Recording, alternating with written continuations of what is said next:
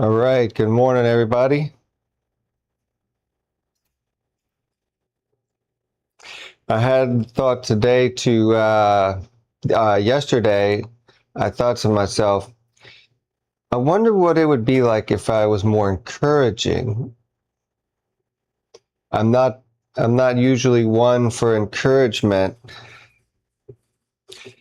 At least I find encouragement in myself to be more, let me get some support there.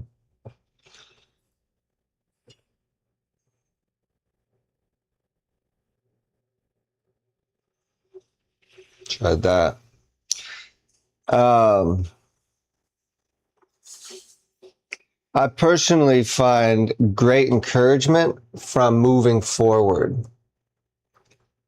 And I guess I could ask if you would feel the same way, right? Like wouldn't the most amount of encouragement be an actual forward progression? Like if you're in a journey, I often would say people get discouraged when they stop or when they feel like they're going the wrong way or they feel like they're lost.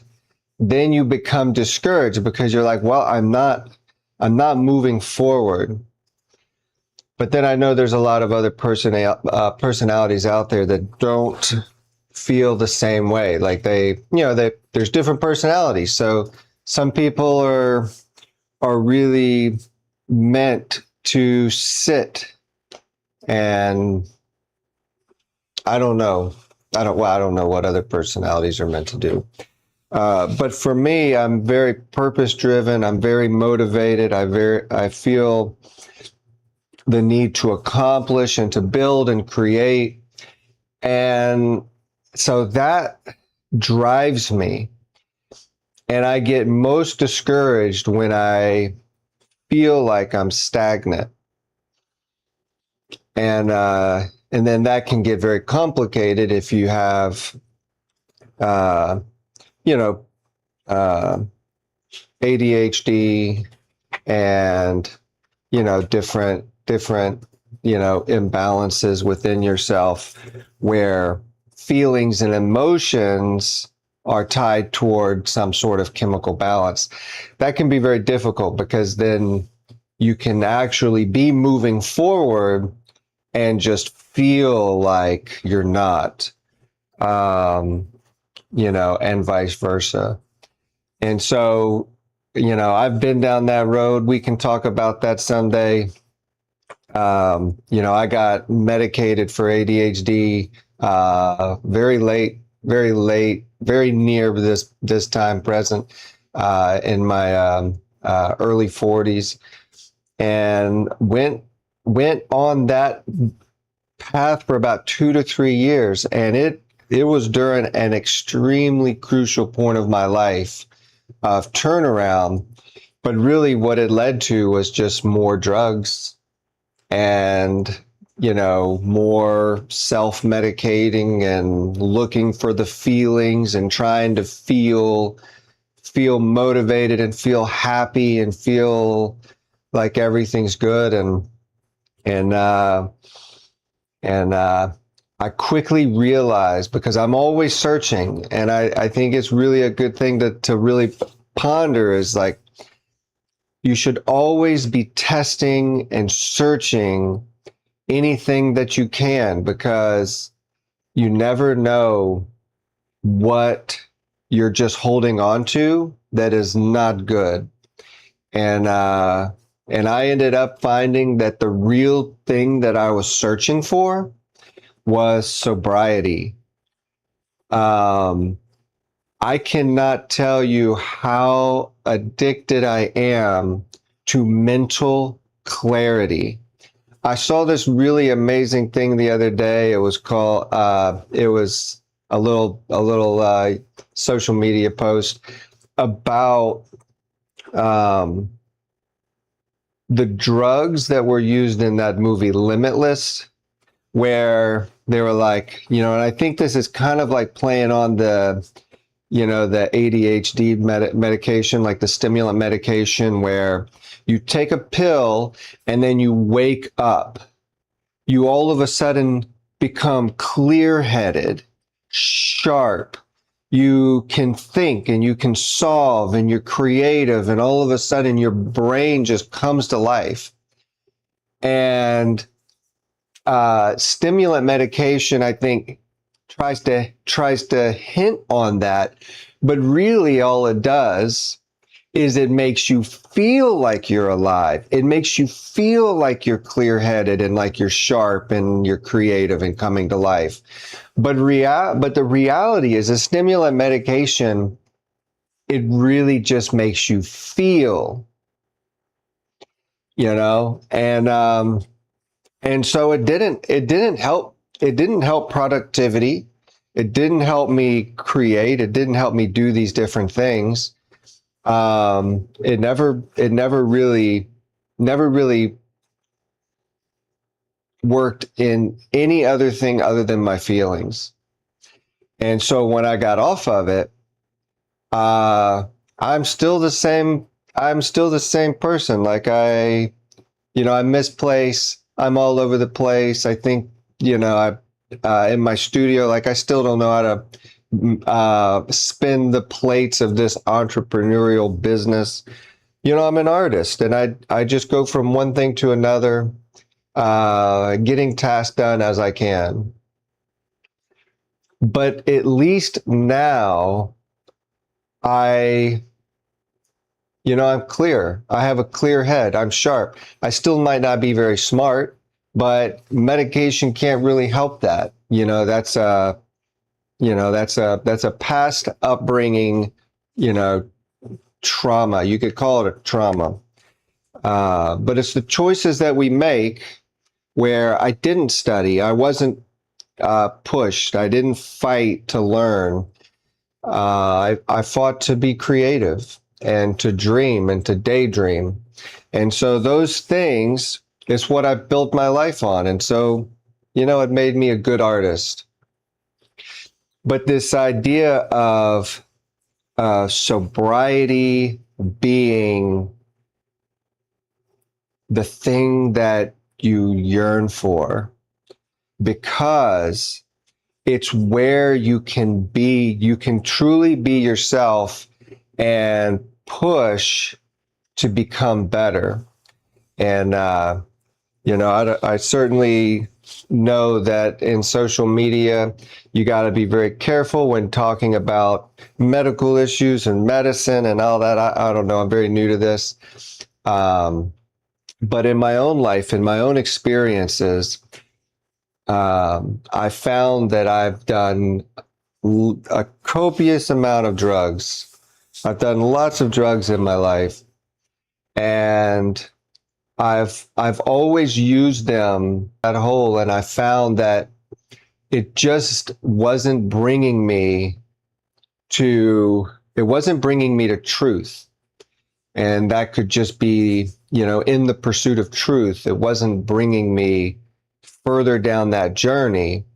It was just leaving me stagnant and always struggling to find balance, rather than just accepting the dullness of life and finding the excitement in growth. And so yeah, I don't know where this was going, but there is this part of me that is really excited that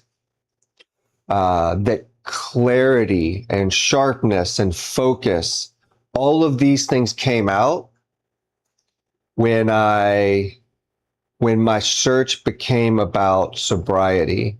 When I discovered that sobriety was what I was looking for. And a lot of that all came about when this started, this social media journey. So anyways, if there's anything there for you, if you are and all of this part of my story, I'll probably be diving into deeper at another point. But trying and searching for truth, if you find that you're constantly struggling with balance and imbalance, if it's not if it's not something that's critical, or maybe you talk to your doctor about it, if you question whether you are searching for drugs, if drugs are involved in your pursuit or in your life, then you have to be very careful, because they can help in some areas, but then they can stifle in others. And I would far more be interested in having a chaotic mind, being all over the place, but yet still sharp and inquisitive and clear-headed, and just be myself, be all over the place, be unique, be uniquely me, and have a strong composition. So anyways, all of these are new thoughts, new times, trying to share these things for the first time. And so this is a beautiful place to be.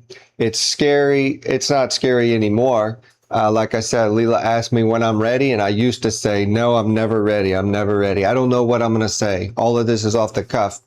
But then recently, she says, are you ready? And I'm just, yeah, I'm ready anytime. Just turn the camera on, because it doesn't matter. You don't have to be ready to be you if you're not trying to put on a personification, an ego, to wear a mask.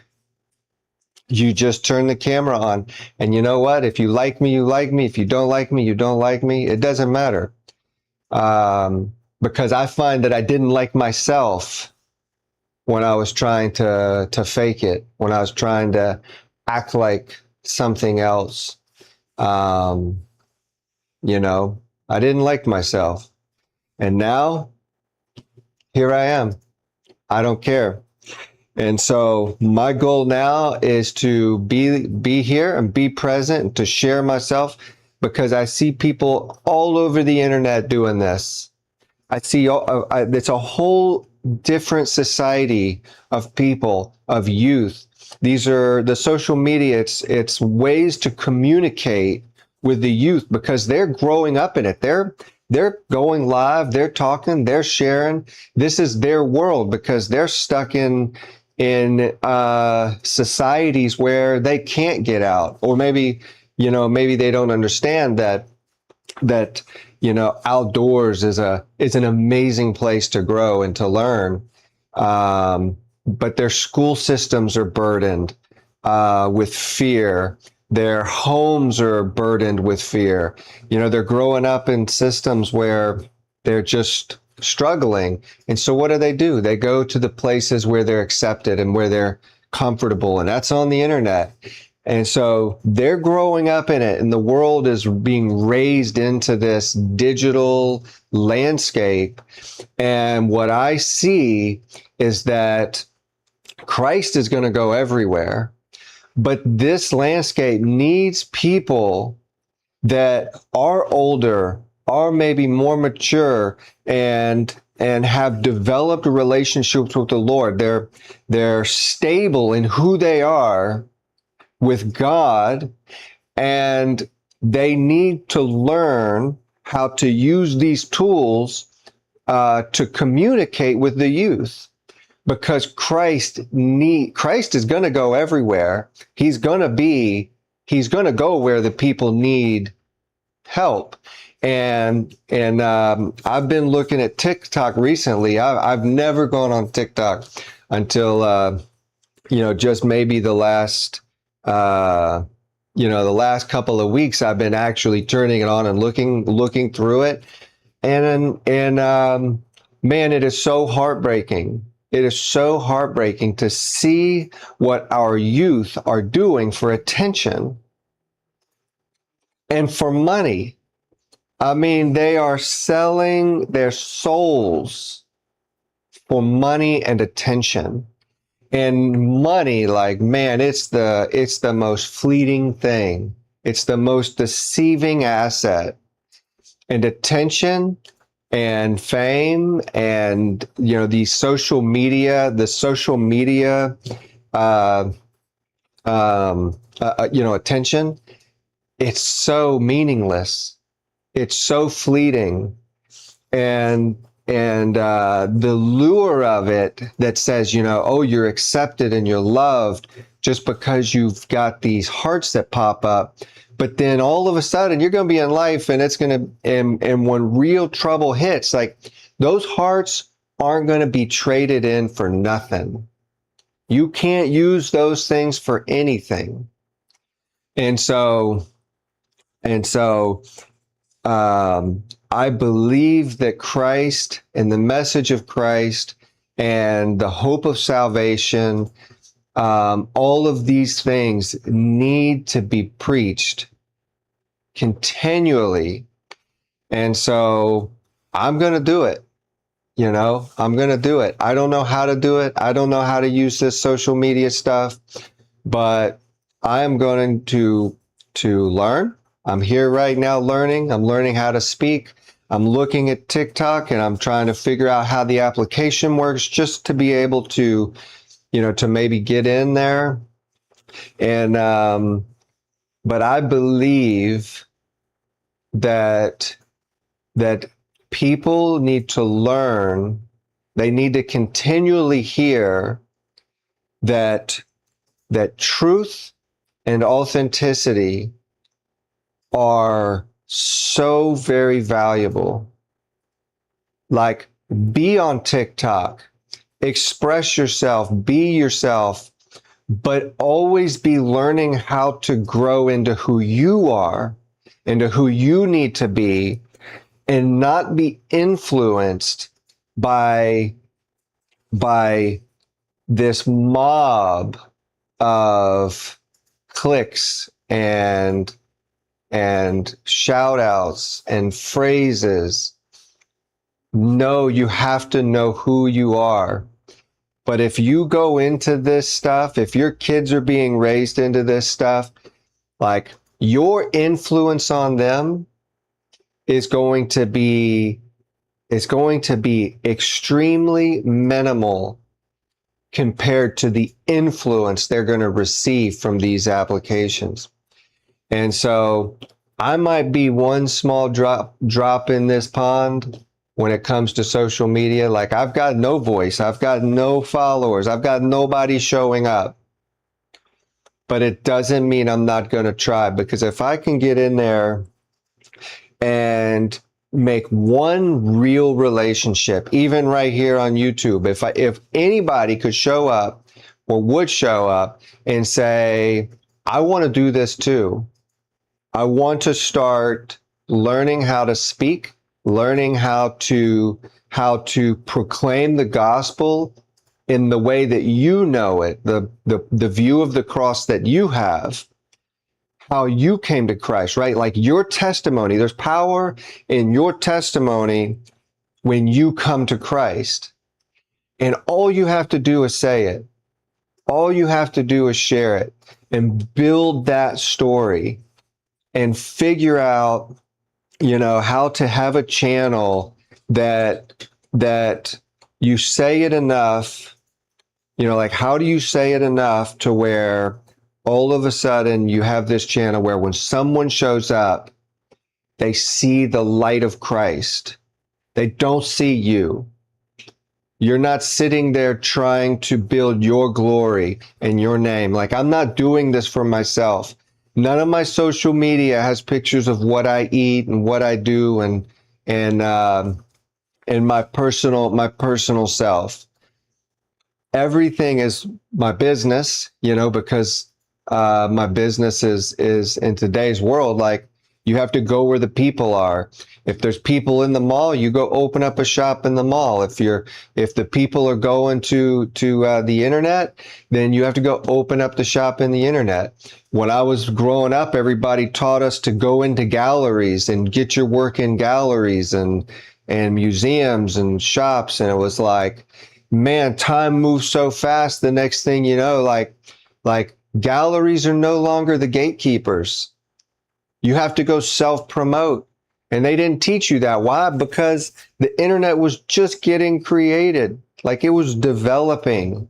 They had no idea the power that it was going to have. And now it's this entire blooming society. And, if you were fortunate to be able to get on and to build with it, then that's great. But you have to continually change with it too. And I see artists all day long now, they're just making the post and they're editing and doing it the way everyone's doing it. And there's this, struggle to change and to come out, because now the world says, well, we want people to stand there and be real and to be themselves. And artists are hiding behind the filters and the edits, and they want to show their products, but they don't want to show themselves. But the reality is art is about the artist. The power of the art is in the artist. And we have beautiful things all around us nowadays. Nobody cares about beautiful things. It's why are these things? What is the intent behind it? Who is the person behind it? Who is the artist? What are they trying to say? You can have a relationship with the artist, with these tools nowadays. And so I'm just going, all right, I'll put myself out there. You might not like my art. You might not like the artist. But anyways, I don't want to, keep going down this too far. But I guess I'm saying this because I've been recently looking at TikTok, and I feel like YouTube is a great space for building your content. And so I had set out to use YouTube to build my personal business, or my business space, and share my artwork and to go live and to make videos. But I'm really starting to see that TikTok is a landscape where people are having heavier engagement and more upfront personal engagement, and then it's where a lot of the youth are, a lot of the kids are in this, and the landscape there is just so broken. I feel like it just reveals this yearning for attention and validation and acceptance, and they're all wanting this illusion of fame, but then they need money, and so then they actually will pay you, but then the reality is that well, how do you get into that status? And it's like, well, you have to sacrifice so much of who you are to try to get into that. And so the kids are they're just doing anything. Like, they're going to do and say anything to get the attention and to move up the ladder. And I think that we need to be teaching people, especially the youth, like, it's so much more important to be true to yourself, to know who you are, and to know that you're growing, and to be like, well, this is who I am today, and it's okay to change. It's more important to change and to be growing, and to know that you're growing correctly, rather than just being influenced by this digital machine where, man, it is going to be some, like you already see, it's going to be some very ugly business when you create an image within social media and that image is a filter, because you behind the filter will continue to change, but that filter will remain the same. And all of a sudden, one day, when that filter fails or that filter upgrades, you're going to feel like you're living inside of a mask. You're going to feel like you're living inside of a shell, and you can't take it off. It'll be so ingrained into who you are that when you take that shell off, all of a sudden, that filter, everyone's going to bail from you because they don't love you. They love your filter. They love your shell. And then you're going to be battling with this real ego identity. You know, in my day before we had internet, your ego was how you acted in front of someone else. You might wear an ego, you might wear a facade for one person and then change it for another, you know, or maybe have a complex facade for a group. But if you struggle with hanging out personally with a lot of people like I did, then you'll know that you have an ego, because you can't control it around a lot of people.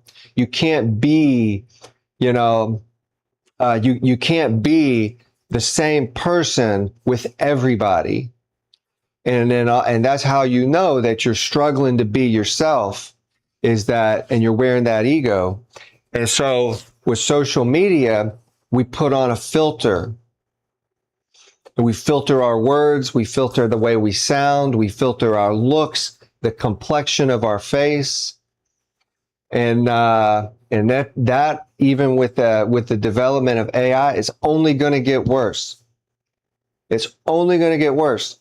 You know, you're going to be able to put on complete avatars, and you're going to become so ingrained in your avatar. You're going to be so knit into your avatar that it is going to be a completely different identity.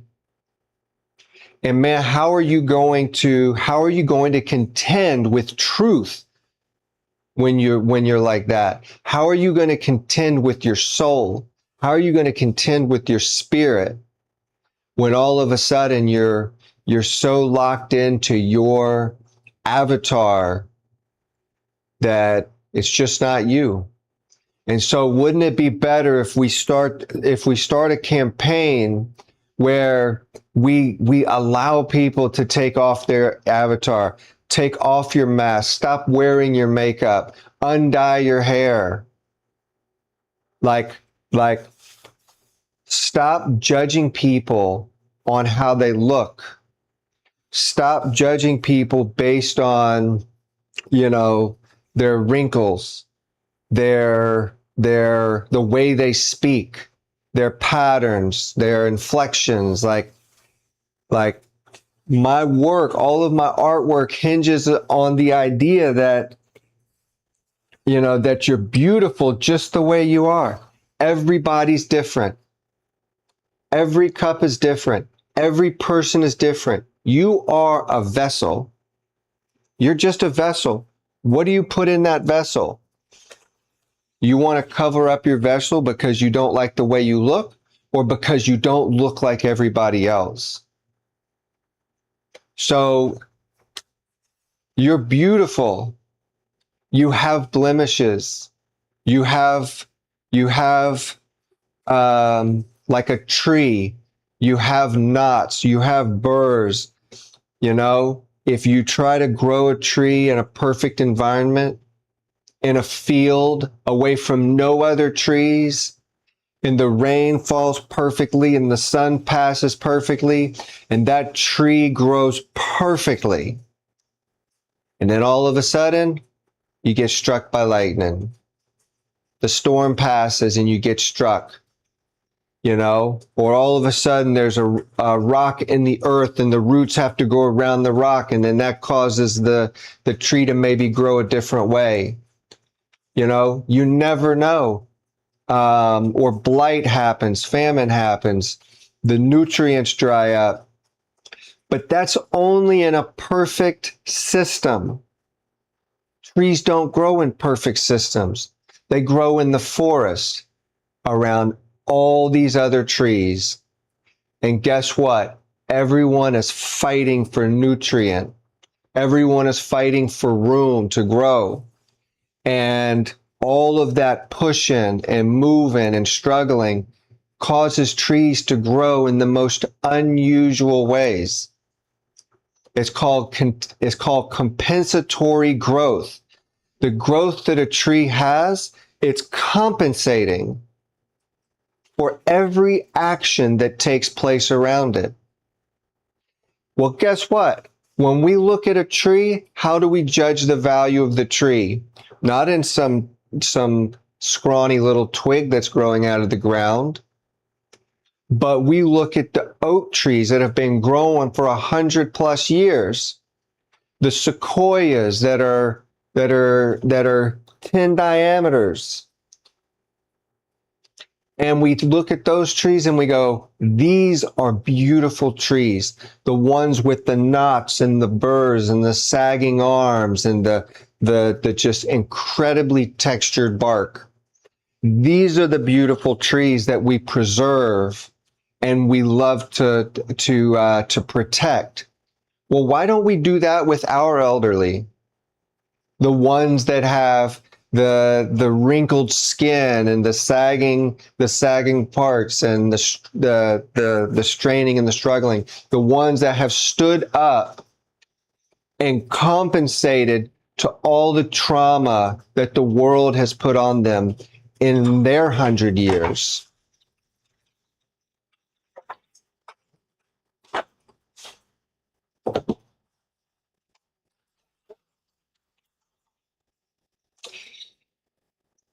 Anyways, all right, I lost that rant. Leela walked in, the rain brought a storm with her.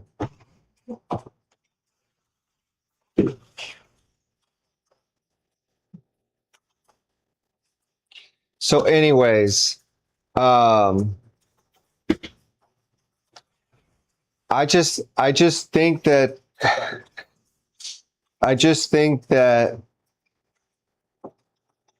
there's so many Christians out there. There's so many people that have gained so much wisdom, and yet, like their money, they just hoard it. They have talents and they just hoard it. They've been given a light, but they just put it under a bushel to protect it. And it's like, when you look in the world, there's so many people that are struggling to see in the dark. You have an entire generation of people that are growing up on the internet, and they're just lost in the dark. And it's like, can we learn how to bring the light back into the world, into this world, into that world, into this new world? Continue spreading the gospel. Stop fighting about religion and start sharing true light, love, mercy, compassion, forgiveness, acceptance, whoever you are, however you are. Stop nitpicking over Bible verses and communal guidelines. Stop pinning your laws on God and allow God to pin his laws on your heart and on their heart. Let God deal with that. We don't have to be God's police running around telling people how to do things. You just need to do your own law. You need to follow your own heart. And you need to put the light first. Allow God to shine through you and be a light again in the world, in social media. Go start a channel and just share your story, share your gospel, share your testimony with Christ. And I know there's a lot of people out there that do, and I know that I'm late to the game, but, this is where I am. Now I'm here. And so I have had that burden, and I have fought to come to this place. And I just implore you to do the same. However hard it is, it took me what, 4 or 5 years, 6 years maybe, of trying, of learning, of setting out to go, I'm going to learn how to use social media. I'm going to learn how to communicate to stay relevant, because there's people, there's children, there's youth that need to understand that God loves them how they are. The world is not going to love them in that manner. I'm not going to love them in that manner. I love my creations. I love my pottery. Nobody out there, you are not going to love my pottery more than I love my pottery. I love my pottery. I know it. I hand formed it. I carried it through this process. I understand its flaws. I understand what I wanted it to be. I understand where it is now, and I know why it's there now. And I still love it, because I know what it endured to be and to have its own voice. And that's how much God loves you. Your Creator loves you. He's with you. He's forming you. He's walking you through your life. He's with you, and he's just calling out to you. He's speaking to your voice, your spiritual heart, and he's saying, I'm here with you. And if you can just relent to that, to release the world and to grab hold of your Creator, it'll change your life. It'll change your life, and you will begin to grow and to move into a place where you should be, where you want to be, and you don't even know you want it. You don't even know. All right. That is going to be the end of my rant. I feel like that took me a little while, but this was really been on my heart when I've been going on TikTok, and man, it's just so hard to look at what the world is doing for attention and money.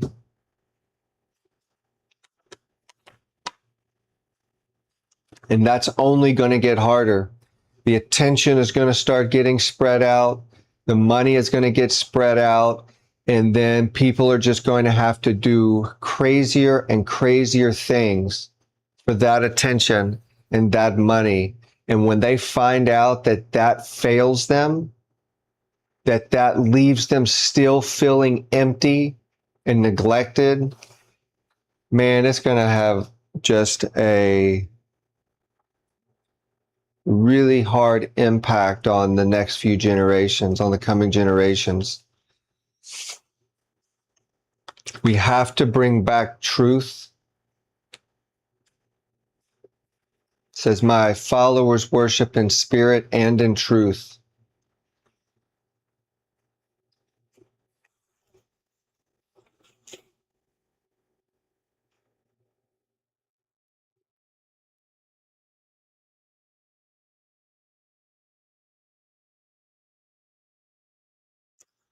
All right, we got 2 small paragraphs,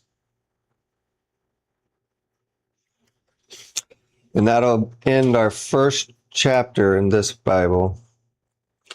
While Joseph was in Egypt, Herod died. An angel from the Lord came to Joseph in a dream and said, get up, take the child with his mother and go to Israel. Those who were trying to kill the child are now dead. So Joseph took the child and the mother and went to Israel. But they heard that Archelaus, I don't know how to say these names, was now king in Judea. Archelaus became king when his father Herod died. So Joseph was afraid to go there. Then, after being warned in a dream, he went away to the area of Galilee. He went to a town called Nazareth and lived there. This gave full meaning to what God said through the prophets. God said the Messiah would be called a Nazarene. The little boy Jesus was developing into a mature young man, full of wisdom. God was blessing him. Every year, Jesus' parents went to Jerusalem for the Passover festival. When Jesus was 12 years old, they went to the festival as usual. When the festival was over, they went home, but Jesus stayed in Jerusalem. His parents did not know about it. They traveled for a whole day thinking that Jesus was with them in the group. They began looking for him among their family and friends, but they did not find him. They went back to Jerusalem to look for him. After 3 days, they found him. Jesus was sitting in the temple area with the religious teachers, listening and asking them questions. Everyone who heard him was amazed at his understanding and wise answers. When his parents saw him, they wondered how this was possible. And his mother said, "Son, why did you do this to us? Your father and I were very worried about you. We have been looking for you." And Jesus said to them, "Why do you have to look for me? You should have known that I must be where my Father's work is." But they did not understand the meaning of what he said to them. Jesus went with them to Nazareth and obeyed them. His mother was still thinking about all these things. As Jesus grew taller, he continued to grow in wisdom. God was pleased with him, and so were the people who knew him. Okay, that is all for today. Thank y'all for being here. I really pray y'all that y'all think on these things, and that we just, I don't know, let the Lord work. Trust him, and if you feel led, move fearlessly. Forget, let go of the fears, let go of our thoughts, our desires, and just allow the Lord to work in your life. It is difficult, but very rewarding. And amen. All right. Thank y'all. Take care.